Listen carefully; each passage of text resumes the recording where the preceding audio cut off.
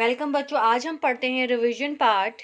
तो first question पर चलते हैं। Choose the right word from the box and fill in the blanks. तो यहाँ पे कुछ वर्ड्स मेंशन हैं, तो हमें इनको आगे जो नीचे पैराग्राफ दिया है इसमें हमें फिल करना है। One day the sun and the wind met on the hill top. एक दिन सन और जो विंड थे वो दोनों कहाँ मिले थे? हिल के टॉप पर, मतलब पहाड़ी के चोटी पर।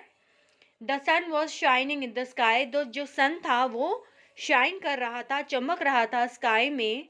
Man was walking down the road. नीचे सड़क पर, क्योंकि वो तो आसमान में था सन, नीचे सड़क पर एक आदमी चल रहा था। He was wearing a coat. उसने एक कोट पहन रखा था। The wind said to the sun today let's have a bet. तो विंड ने सन को बोला कि चलो आज एक शर्त लगाते हैं। बेट का मतलब होता है शर्त लगाना। Let's see who can take off the man's coat first. देखते हैं कौन, जो आदमी जो नीचे चल रहा है सड़क पर, उसका कोट सबसे पहले कौन उतार सकता है। टेक ऑफ मतलब उतारना। The sun said I am ready. तो सन क्या बोलता है कि आई एम रेडी। रेडी मतलब तैयार हूँ, मैं रेडी हूँ। The wind blue with all his might. जो विंड थी वो अपनी अकॉर्डिंग, अपने हिसाब से वो चलने लगी। तेज तेज तेज तेज वो चलने लगी। The man held his coat tightly. तब जो आदमी जा रहा था उसने अपना जो कोट था वो और टाइट कर लिया, क्योंकि जब हवा तेज चलती है तो हमें ठंड महसूस होती है। तो हम उस दौरान क्या करते हैं, अपने जो कपड़े हमने पहन रखे, क्योंकि उसके पास कुछ और तो नहीं था उस टाइम पर, कोट ही था मैन के पास, तो उसने अपना कोट अपना और टाइट कर लिया जिससे कि वह ठंड से बच सके। The sun said now let me try. तब सन ने कहा चलो मैं ट्राई करता हूँ। The sun shone brighter and brighter. जो सन था वो और तेज चमकने लगा, मतलब उसमें से और हीट आने लगी और गर्मी आने लगी। जब सन चमकने लगता है तेज, तब उसकी जो किरणें होती हैं वो और तेज हो जाती हैं। इसका मतलब ये कि जो सन से जो गर्मी आ रही है वो और तेज हो जाती है। The man took off his coat. तो मैन अपना कोट जो होता है निकाल देता है, उतार देता है। क्यों उतार देता है? क्योंकि उसको गर्मी महसूस होने लगती है। The wind said to the sun. अब विंड जो है वो सन को क्या कहती है? Congratulations you have one. Congratulations you have one मतलब आप, अब तुम जीत गए हो। यहाँ पे देखो कॉन्ग्रेचुलेशंस वर्ड पूरा नहीं दिखाई दे रहा, तो आप इसमें यहाँ पे तो देखिए कॉन्ग्रेचुलेशंस में टी के बाद आएगा IONS। कॉन्ग्रेचुलेशंस पूरा वर्ड बन जाएगा, तब इसके स्पेलिंग बन जाएंगे CONGRATULATIONS। Congratulations. You have won. तुम जीत गए हो। You are indeed stronger than me. हाँ, तुम वाकई में तुम मेरे से स्ट्रॉन्ग हो। बस जो इन्होंने बेट लगाई थी कि कौन सबसे ज़्यादा पावरफुल है, स्ट्रॉन्गर है, तो उसने बेट जीत ली। सन ने जो थी वो शर्ट जीत ली। नेक्स्ट है, सेकंड पेज पर आते हैं। क्वेश्चन नंबर सेकंड देखते हैं। टिक right the correct options and right the complete statements in the given space. तो सबसे पहले हमें जो ऑप्शंस दिखाई दे रहे हैं ABC, इनमें से बिल्कुल करेक्ट यहाँ पे टिक करना है और बिल्कुल जो कंप्लीट लाइन है वो नीचे हमें बना करके लिखनी है। तो फर्स्ट वाला चलते हैं। फर्स्ट में क्या? Alice was listening to her sister reading a story. तो यहाँ पे स्टोरी वर्ड करेक्ट है। Alice jumped into a rabbit hole. Rabbit hole में जंप करती है Alice. Alice landed on dry leaves. Dry leaves के ऊपर वो जब लैंड करती है। Alice looked into the loveliest garden. जब वो रैबिट होल के अंदर जाती है तो उसको क्या दिखाई देता है? Loveliest garden. तो इस तरीके से हमारे चैप्टर के ऊपर ये बेस्ड है। नेक्स्ट है, complete the following positive degree, comparative degree और सुपरलेटिव डिग्री। तो फर्स्ट जो डिग्री होती है वो पॉजिटिव है, जैसे स्ट्रॉन्ग। कंपैरेटिव मतलब जब हम दो का कंपैरिजन करते हैं तब उस केस में वो हो जाती है कंपैरेटिव डिग्री। और सुपरलेटिव होती है जब दो से ज़्यादा काफ़ी लोगों का आपस में कंपैरिजन हो जाता है, आपस में, या एक व्यक्ति का सब व्यक्तियों से कंपैरिजन होता है, तब वहाँ पे कहते हैं सुपरलेटिव। जैसे सेकंड में क्या है? कंपैरेटिव में दो का कंपैरिजन ही होगा। ठीक है, जैसे मान लो राजू और श्याम का आपस में कंपैरिजन हुआ, लेकिन थर्ड केस में क्या होगा, अगर हम राजू का कंपैरिजन कर रहे हैं तो श्याम से नहीं करेंगे, पूरी क्लास से करेंगे।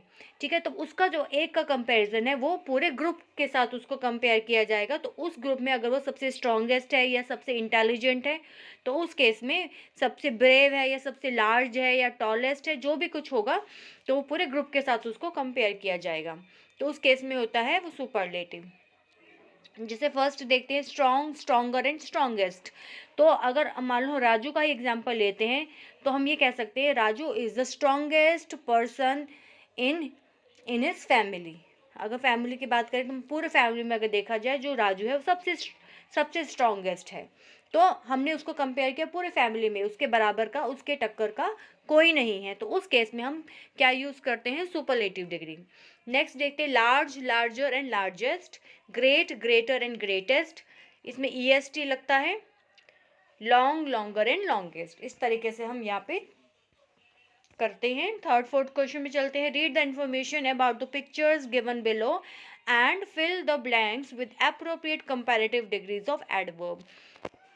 तो यहाँ पे देखिए हमें यहाँ पे कंपैरेटिव डिग्री फिल करनी है। अगर हम यहाँ पे दो का कंपैरिजन करेंगे तब ER लगाएंगे लास्ट में। जैसे देखिए ए में देखते हैं राजू इज टॉलर देन कमल।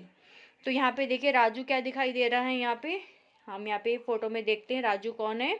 देखिए राजू राजू ये है राजू, और कमल की बात हो रही है, जो राजू है। इन दोनों में कंपैरिजन हो रहा है। जब दो लोगों में कंपैरिजन होता है तब इसके बाद क्या लग जाएगा, जो यहाँ पे वर्ड दिया है इसके बाद केवल E और R लगेगा। ठीक है, तो यहाँ पे Raju is taller than, Raju जो है वो लंबा है वो कमल से, तो दो लोगों का कंपैरिजन होगा तो ER लग जाएगा, टॉलर। नेक्स्ट है निशा इज स्लिमर देन रोजी। निशा क्या है, देखो ये निशा है।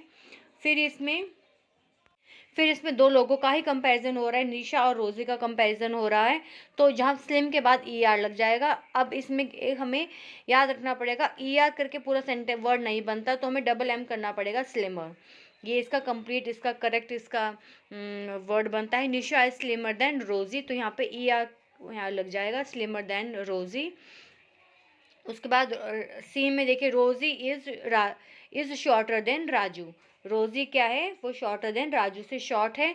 तो दो लोगों का कंपैरिजन है, तो यहाँ पे शॉर्ट के आगे यहाँ पे सिंपली हम क्या लगा देंगे, ER, shorter.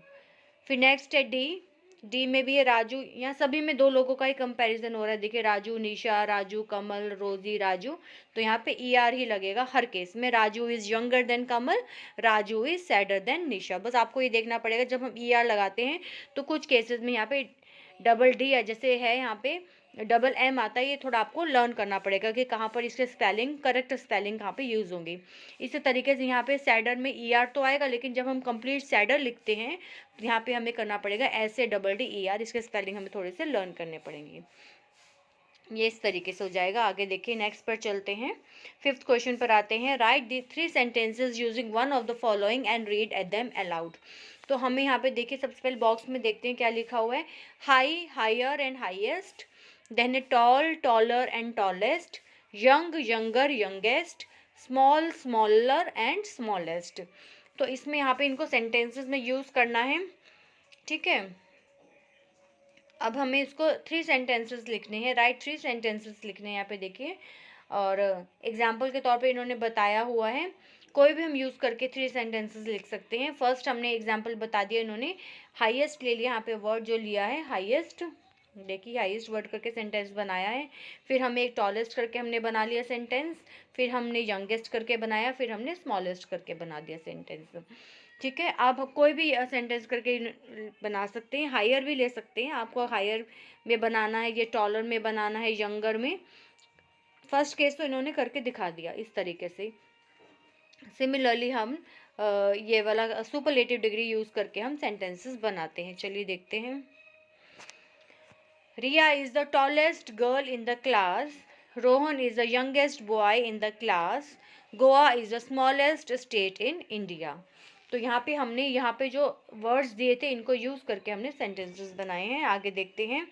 Complete the sentences with the help of hints given in the box and read them allowed.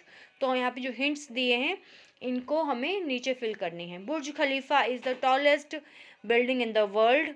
हमें इनमें से देखने कौन सा अप्रोप्रिएट है। A cow is bigger than a goat. You are more intelligent than him. Pacific Ocean is the deepest ocean of the earth.